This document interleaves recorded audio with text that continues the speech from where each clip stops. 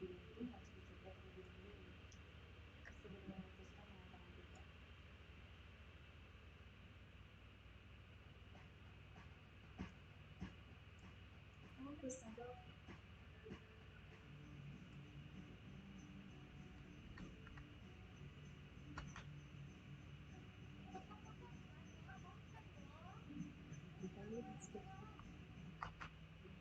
not streaming or the sound is.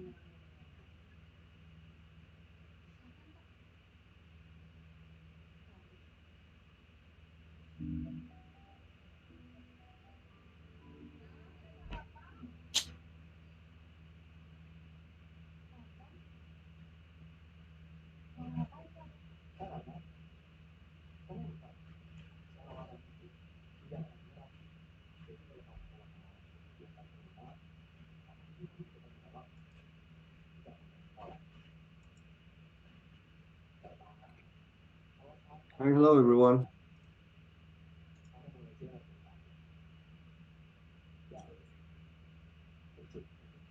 Can you hear me? Hey, Carlos, what's up? Yeah, so let's jump right in. Let me start recording this so we can push in later to the. Okay, awesome. Hey, starting. Hi, hello everyone. Thank you very much for taking this time to consider listening to our AMA. We have here our partnerships announcement. We're gonna push it to our newsletter tomorrow. So I'm gonna let Carlos here make an introduction about himself, and then later we can chat about his project and why we partnered up with them and what is their vision for gaming. So, Carlos, thank you very much for joining us. Takan in the house. Thank Yeah. you for the invite, Edwin. It's a pleasure to be here with your community at Bricken. On our side, well, a brief intro myself. I'm a computer science engineer. I've been doing blockchain for a little over 5 years. I've done everything from smart contracts to deploy new layer ones to work on side chains in Cardano. So I've been across multiple ecosystems in the industry, and now leading up DEGA, where we are building layer twos for gaming as a service, right? So our goal is to be able to allow anybody that wants to build a game with blockchain features to be able to focus on their game, focus on their metaverse application, while we handle the complexities of decentralized protocols and blockchain. Amazing. So, I mean, in the end, what is the focus on Lega? Like when you say allowing anybody, can you jump further as to what you provide to companies? Happy to do so. So, right now, if you say, let's say you're a Unreal Engine development studio, right? And you say, well, the ownership of digital assets through NFTs is a pretty interesting thing. We want our community to be able to, feel true ownership of what they have. We want to enable, integration with tokens so that people that are unbanked can still participate in the gaming economy. But then if you set out to do this mission, as you know, in Bricken, building blockchain tools yourself, it's quite an adventure, right? Like you need to have your blockchain architecture, you need to work with people that know about security. Yeah. And that's if you're building, let's say, on top of an existing chain. If you're a game, you might need your own chain, right? Just because there's so many transaction throughput. If you go to Ethereum mainnet, it'll be crazy, right? Like you'll basically it'll be too expensive. And if you're going even with other protocols, right, that have lower fees, it would probably still be too congested, right? So you're probably going to need your own layer 2 that allows you to integrate with the existing blockchain ecosystem, but also gives you the high performance you need, right? So doing this is way too expensive, right? Like all the things that I just listed: security, architecture, deploying new layer 2s, 100K, integrating with the existing ecosystem. We're talking easily over $1 million just on the blockchain side, right? So there's no way, a gaming studio is going to come in and start spending that amount of money. So what we do is basically what AWS did for the cloud is what we're doing for blockchain, right? Like if you recall, back in the olden days, before we had AWS and the cloud, if you wanted to set up your own internet company, there was no such thing as automatically scaling, right? Like you had to basically set up your own configurations. You had to set up your own bare metal servers. You had to configure the network layer, everything, right? And now how easy it is to set up, a few servers in the cloud. We literally just jump in, credit card, click, click, click. You have all that you need to be able to build an internet company, right? So that's exactly what we're doing for blockchain gaming, right? We're going to be able to allow people to just jump in, create layer 2s, create a few marketplaces, anything that they need on a few clicks. Amazing. Very, very thorough. Thank you for that amazing explanation. So, I mean, I like to always go to the genesis. So, how did DEGA started? Like, how was the beginning? How you guys ended up doing this? And well, that's super interesting for me, obviously. And then for the community, so we know like how long you've been in the market pursuing this vision of yours and this project, of course. Oh, think he dropped Carlos. We lost Carlos. Oh, There he is. there you go. I lost you for a bit.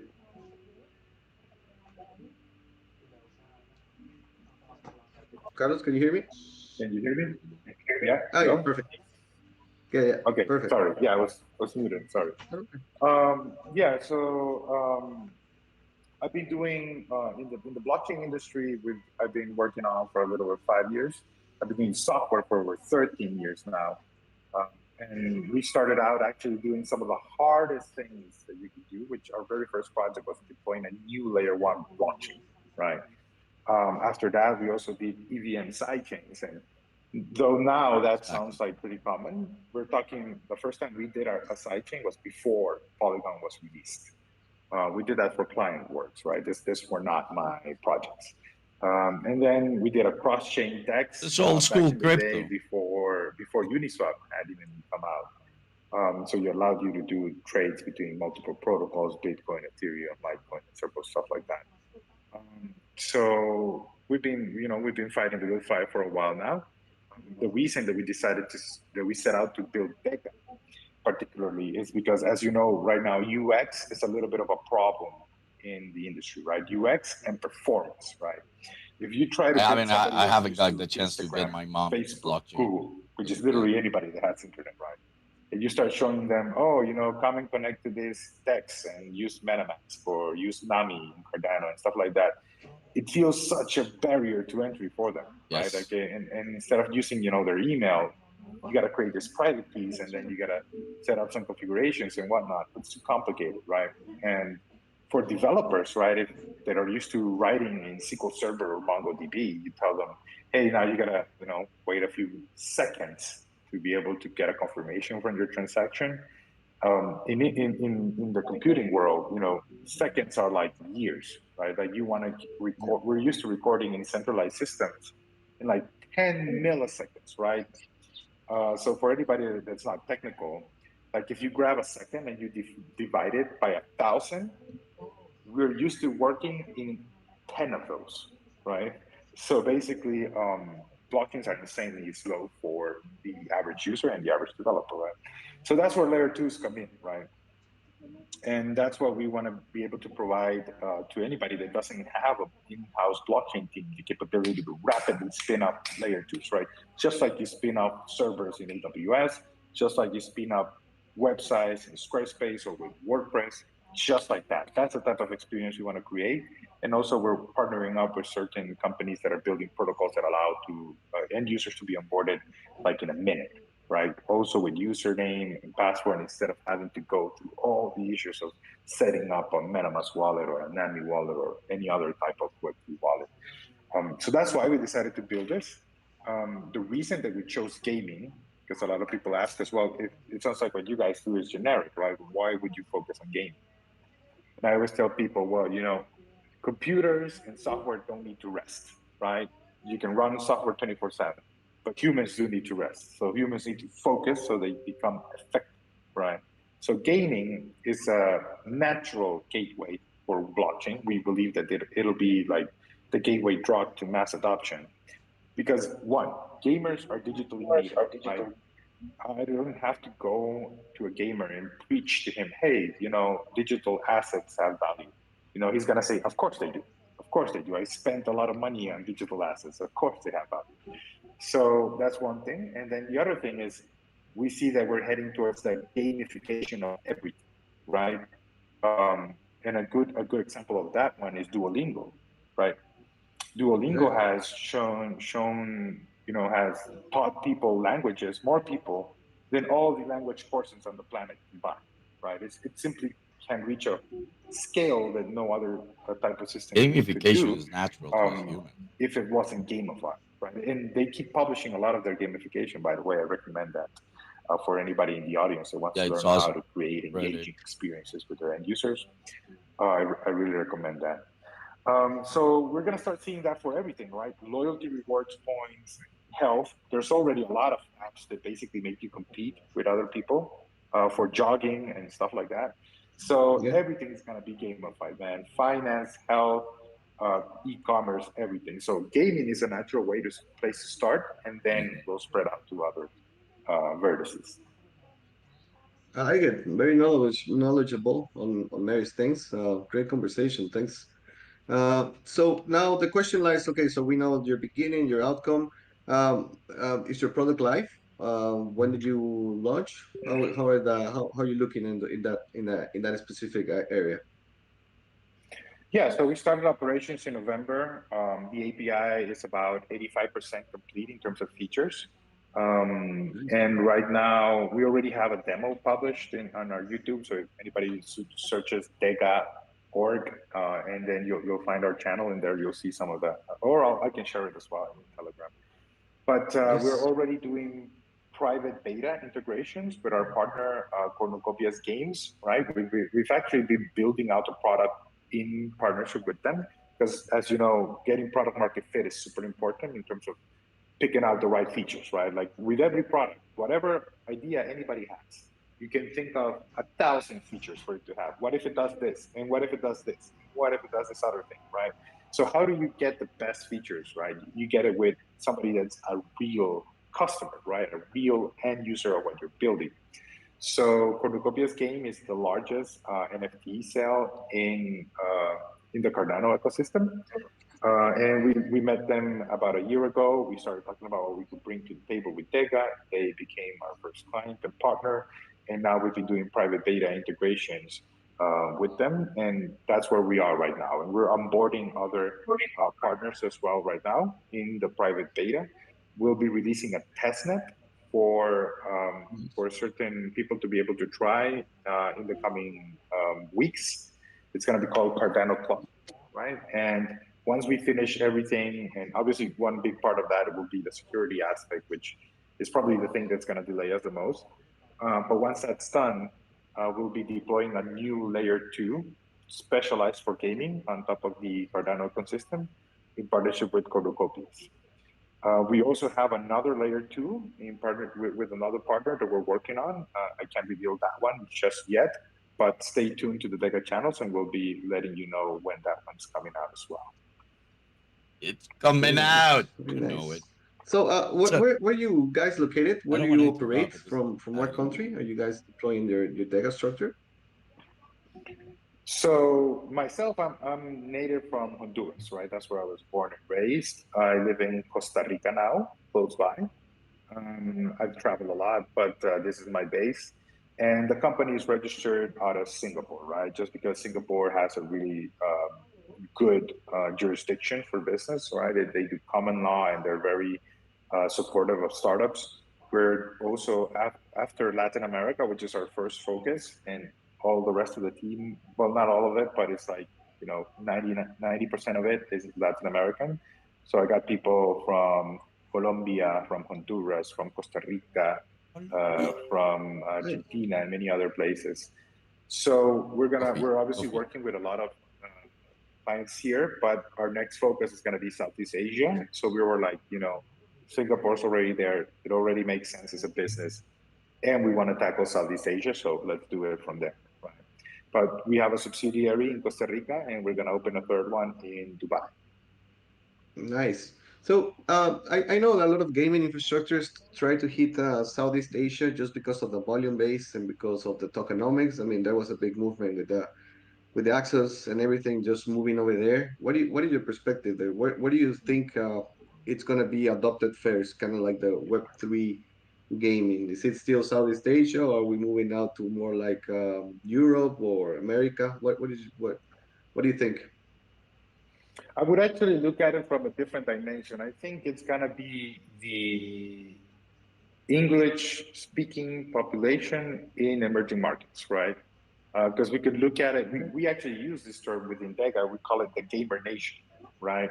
So you might have more in common, right? Like if you speak English, right, you might have more in common with somebody on another side of the planet just because you're following the same With influencers or you're Indonesia. following the same companies or you like the same games. You might have more in common with somebody that's on the other side of the world than with your neighbor, right? That's kind of like the world that we live in now with the internet. Our So I would tribes have to are say everywhere, are that's kind of like universal. the people that will adopt it first will be English speakers in emerging markets. That's where I believe gaming will have a massive explosion. Yes, sir. Creative countries. That's Okay, what it is. interesting. All Creative right, so hub. before we jump in the Q&A, I also have another, obviously, Dega being in gaming, Web3. Are you guys gonna have a token?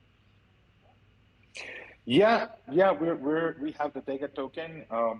Basically, the way it works is just like a utility, like Ethereum. In this case, right, it's purely protocol related, and it's used to pay the transaction fees in the layer twos, just like you would use to pay Ethereum on your layer ones. And then it also is used to accrue value from all the feature sets that we built out, right?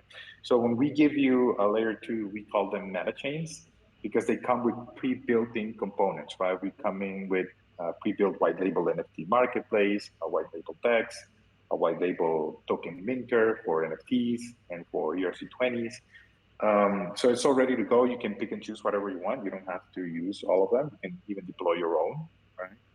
But all of these fees that come from these platforms, like for example, if you're doing NFT trading, right, in our white label NFT marketplace, the secondary market fees that the platform charges, they're all going to go to buy and burn data, right, which creates a deflationary model.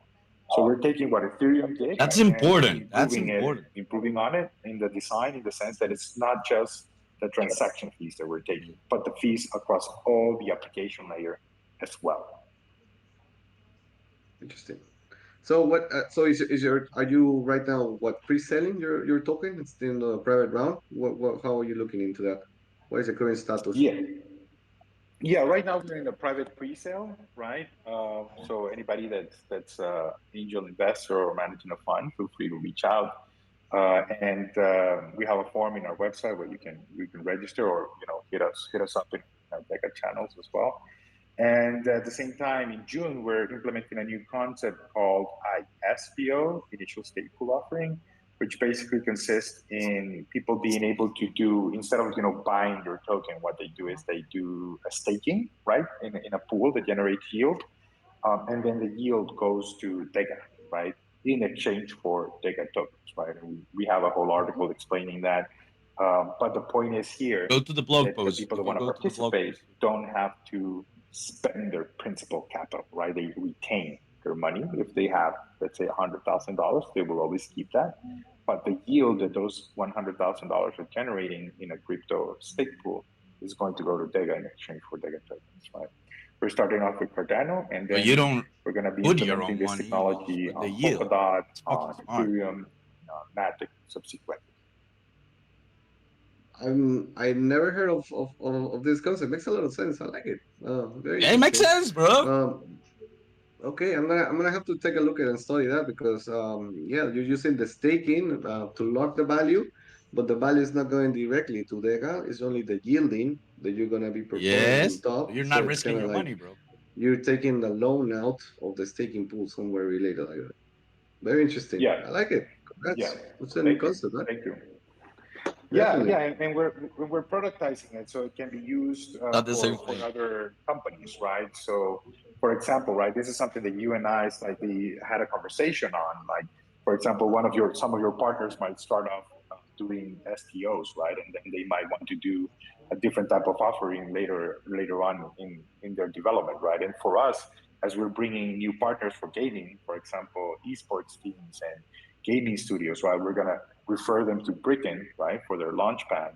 And after they've done that, right, if they want to have a second boost in their community, then we can work with them on the ISPO model. Because we definitely don't see it as a replacement for launch pads, and we don't see it as a replacement even for private equity, right? If I had to say anything that it replaces, I would say it probably is a better airdrop. It's a smarter way to do airdrops than just giving it away to people in that sense. Oh, that's smart. Okay, perfect. Let's get Carlos is smart. That guy is smart. Before we say our goodbyes, let's jump. That's why we're all here. Some questions, so if you don't mind, I'll take some random ones. Okay, this one is good. Well, they're good. Thank you. Okay, oof. What are the main challenges and opportunities for crypto gaming and metaverse projects in terms of scalability, interoperability, and user adoption? Thank you, Daniel, for that question. Yeah, that's a pretty hefty one, right? So yeah, right. Yeah. Obviously, that's kind of like where I started, right? Like you can't come and tell a game, hey, bro, come and build on top of Ethereum, on top of Cardano, even on top of Polygon, because the amount of transactions that a game has is just absurd, right? Like you want to be able to handle that. Granted, you don't need to save everything from a game into a blockchain. I would only save ownership, right? Transactions of that change value, right? Which are still a lot. So I think that gets solved via multiple layers on top. We talk about layer 2s right now, but it's actually layer 2s, layer 3s, and so on. And that's the way that software has been able to solve things in the cloud. Right now, if you go and you open Gmail, and I cannot hear you because I have Carlos really loud. You're not even going you to the same chat. data center, right? You're going to different data centers that are coordinated between them, and that's exactly what's going to happen to blockchain, right? And the capability that allow us to be able to scale like that now is the zero knowledge proof technology, right? Particularly, I'd like to recommend anybody to go and check out the Plonky 2 specification that came out by Polygon guys. It's open source, and it's probably the best system out there right now. So we're working with that to integrate it and do some improvements on top of that system. But we're designing what we call a fractal blockchain, right? So you have a blockchain that has children, and then those children have children, and so forth. And then you're just doing roll-ups, right, all the way to the top, and you're compressing all of the transaction into a single state. So that allows you to be able to manage in parallel thousands of blockchains. And that's how we'll be able to scale and meet the demands of gaming. Interoperability is a little bit trickier, just because each blockchain has a different state, and we've all seen some of the issues that come about with bridges. There is an engineering way to get this done. The only thing is that just like with DeFi, right? If you remember the first time that a few projects of DeFi came out, there was a hack literally every day. There was like 5 hacks a week, right? So now there's not that many, right? Because they've improved the practices and the engineering. So that's the same thing that's going to happen with bridges and interoperability. And finally, I think he said something about onboarding users or usability. We're already seeing a lot of projects. I get hit up by projects working on improving UX all day, right? Everybody wants to offer us a new framework, a new library. There's one that I like. I can't mention their name just because we haven't signed anything. But we're basically going to create the equivalent of a Instagram, right, for NFTs. We're calling it DEGA Render. And with that application, allow people to be able to buy, sell, send, and receive NFTs as easy as sending pictures on Instagram. That's our goal there. Very nice. I like this one. How do traditional companies in the video game industry, Sony, Nintendo, fit in the Web3 gaming? The eternal question. When is Web2 jumping in? Yeah, that's a really smart question. That's the killer question. And that's something that most people aren't thinking about right now. Number one, I think that obviously they have the innovator's dilemma. Right? We've all seen that. So I don't expect literally every single Web2 gaming company to jump into Web3, right? It doesn't necessarily have to happen. There will be some that will do it, right? Now, how do I see them matching up at the beginning, right? I think it's a pretty straightforward way to go about it if you actually think. And I think that Brickken actually plays a key part of this in the future. Because one thing I always tell everybody, if nothing else, blockchain has proven that it's a damn good fundraising mechanism, right? If we just cut out anything else, it's really damn good to be able to raise funds in crypto, right? So right now, if you have an esports team, let's say, and you go to the bank and you're like, hey guys, I need a loan. I want to scale my business. We're generating revenue. We're doing pretty well. Oh, and what do you do? Oh yeah, we play video games, and we get paid for that. They're going to laugh you out of the bank. Right? They're not going to give you a cent. So they have nowhere to go, right? All of these, we call them gaming ecosystem companies, right? All of these gaming ecosystem companies like esports or the studios that build on Roblox or the studios that do design for skins, right? All of these guys that are the lifeblood of the gaming industry have no support, right? They get no credit and even less investment than the gaming companies themselves. So I believe that something that's a straightforward match for them is to be able to do fundraising for their companies through crypto and do either revenue share agreements or do NFTs or memberships and partnerships or integrate it into the usability of the games that they're building. So I think that that's where we're headed. That's how we'll onboard them first, right? Like, you don't have to use NFTs in your game, but you can fundraise by tokenizing your company, for example. I agree. I like that. I like the approach. It's not about embedding everything with NFTs, which was like a trend, kind of like everything is gonna become an NFT in the gaming. Okay, yes, it's true that we like our. Well, I'm a big gamer, by the way, because I'm a huge gamer. I'm very good at FFPs. So it's kind of like, yeah, it's a pain for a gamer like me to buy a suit for whatever, or like what do you call it, or an armor, and then you go into the next game and you don't have it. But interoperability is not how people think, because you have a different running system, a different code. So everybody's like, yeah, but I want to bring my avatar. Yeah, but it doesn't work like that. There's so much complications that people don't really realize, that you cannot go from an EA environment game to an Ubisoft because they run on a different engine, and transforming that, it's not neat.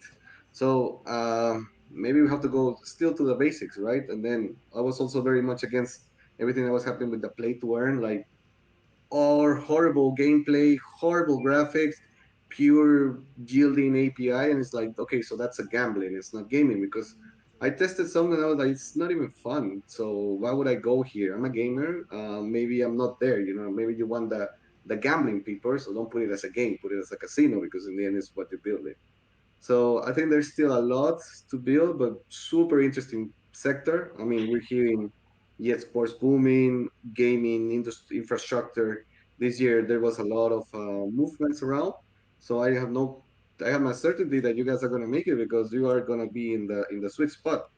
What is the adoption rate for blockchain? I think maybe it's gaming, because in the end, that people in their young ages, if It's they get definitely access gaming. to the technology, Definitely when gaming. they go older, blockchain will not sound like a sci-fi. It will be like, oh yeah, my NFT works like that. So I think adoption doesn't come from the top layer for like the big corporations and all that. They boost it up, but the retail, the access level for me right now, Trying to it's bank actually gaming. bank.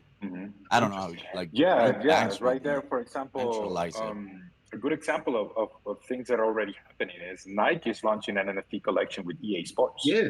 Right.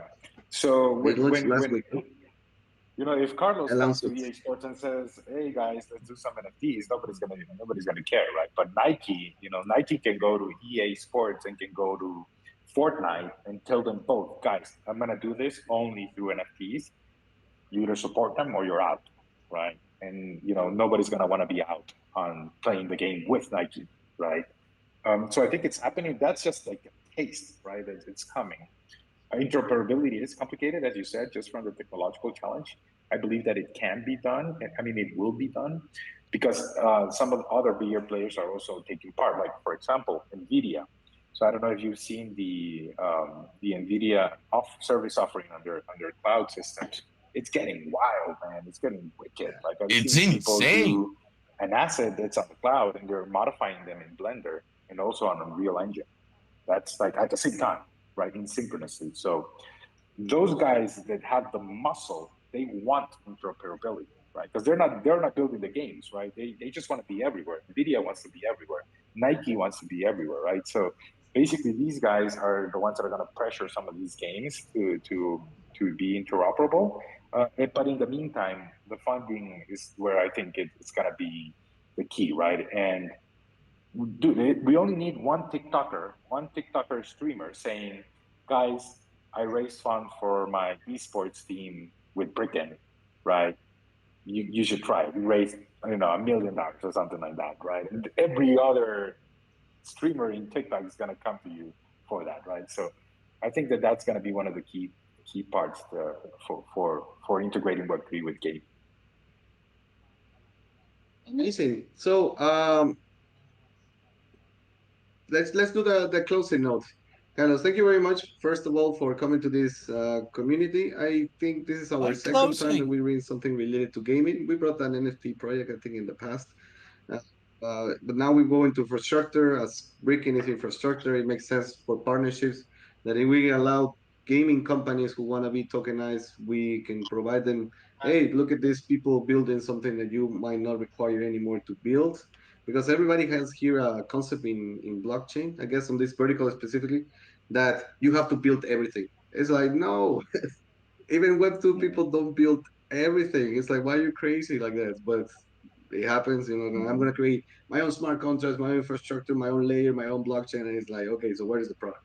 But thank you very much for that. I think we're going to go and announce tomorrow in our newsletter the partnership so we can see how we can both grow. Thank you for having us. Everybody, please look at the links that she's, our moderator, just published. You have the Twitter, you have the Discord. I strongly suggest you check it out. When you open the retail investment for your token, feel free to stop by. We'll do a follow up of the AMA. You tell us how you guys are growing. Maybe some people here will decide to check it out. Let's just keep doing this so we can both our community can see you, how you guys are growing, where you guys are headed. So don't hesitate on making announcements on our community with the partnerships that you close or whatever you need. I love this guy. It's been really a warm welcome that we've received from yourself, your team, and the Brickken community. We're really happy to be here with you guys and being able to share what we're doing. For everybody, closing thoughts, it's just like we already published the first layer 2 that we're deploying. The second one is coming up soon. Join us in our channels to stay tuned for the details on our ISPO coming on June 19th. And for those that do private round investment also, please do reach out and we're happy to talk with you. Looking forward to all the beautiful things that are going to be coming this next year in blockchain. I'm sure that DEGA and Brickken are going to be building together magnificent products. All right. So all the guests before they leave, they have to answer a silly question. What is your favorite pizza? What? My favorite pizza is I think it's pronounced quatre fromage, which is like 4 cheese. Okay. So that's my favorite. Margarita is also good. All right, you pass the test because whenever somebody says pineapple, we just ban them from the community. I guess I knew that. There's one with bananas. My girlfriend's favorite is actually also the 4 fromage. So yeah, someday we can have a whole pizza together. All right, Carlos, an absolute pleasure. Let's keep in touch. We announce tomorrow, everybody. Remember that we're going to publish this on our YouTube channels. Also, Carlos, feel free to use it for your own community because you gave us a lot of insights on gaming. And I'm actually very excited to start reading your staking methodology because I've never heard it before and I find it very interesting. So, congrats on that. Innovation comes Edwin, from all senses, you should come even from over. how you finance yourself or crowdfund, because the market right now asks us to be more trustful. And I think that generates a lot of trust value. Yes. So, great initiative, man. Thank you. All right. Well, a pleasure, everybody. See you. This Absolutely. was a Goodbye. great AMA. I loved it. I think we got pretty cool things out of this. So, Milendro, we got Ninja. Ninja, I can hear you now. Yeah. That was a We need great. to, if we're going to do a repurposing on this one, let's do it in public. Yeah. Yeah, let's get the team together in the open and work on this one, because this was that was fun. It was really. Carlos was on fire. Yep. This is the thing, when I choose a CEO to work with as a chief operating officer, there's two things that I look for. One, do they know their market? And two, are they good on TV? And Carlos is good on TV. It was good. Ninja, what do you think of this? Like, I want to hear Ninja because I think it's Ninja's first time. Oh, hey, Yeah. Ninja, what's up, man? Oh man, once that partnership announced, I came over and it's like, man, I like this. It's cool. You're doing things and it helps out, the community and Did you check out the Kopi Cafe video yet? I have not seen the one that just released just yet. Brother, it's strong. It's strong. It like, a lot of the comments that were coming in on YouTube were things like, "Oh, finally a partnership that makes sense for moving cornucopias forward," and it's like we're really going to help elevate the game and get the game like out there quicker to you guys. That does truly excite people because there's only so much a smaller team can do on their own. So having that ability to have someone else, kind of take some of that stress off, some of that, relieve the pressure off those shoulders a little bit, and work a little more freely elsewhere. Yeah, that just speeds things up. And we started our guild October of 21, so and that's not long in the terms of like a AAA game development, but we are in a bear market, so yeah, it's great. It's great. And I'm excited for you guys. I'm excited for Corn. I'm excited for our community. Well, I don't know how technical you are, but we actually have a demo video of what we did. It's kind of like obscured who we were working for and working with. We deployed the L2 blockchain for Cornucopias and all of the racing assets in 5 minutes. That's awesome. I'd love to watch that. It is. It's around. But we have a video. We have a video of a demo of the technology working. I can share it. That's the video I'm talking about. It's kind of obscured. That's actually us working with Cornucopias and doing the demonstration of the deployment of all the racing assets and data and into the DEGA L2 for the Cornucopias ecosystem. That's great, man. Yeah, it's crazy, man. It's like you can launch all this, and that's what we want to do this for all Web3 games. It's like you want to be able to just launch your game and not worry about all of the blockchain infrastructure and all the bullshit you have to deal with. Like even Carlos said in the Cornucopias in the Kopi Cafe, it's like you guys got to like hire like PhDs in mathematics to like be able to do some of this stuff, and we're just taking all that off your hands. Funny you mention that, because one of the founders for the Mafia, I think he's in Brazil or maybe Rio de Janeiro, and he does things that I'm just like, he doesn't. It's not like, we're telling him, hey, we need this and we need it by tomorrow, right? Like, he just comes up with stuff, and he'll just be like, hey, I did this, and we're like, what? You did that? In like how many hours? Yeah, so he like makes all our custom bots, and he does all these statistical graphs. Uh, you know, uh, we were looking at this map from a couple of copies ago, and it's a 2D map. And somebody made the comment, "Boy, it'd be nice if that was in 3D." So he just posted a link, said, "Hey, this took some work, but it looks good. Tell me what you think."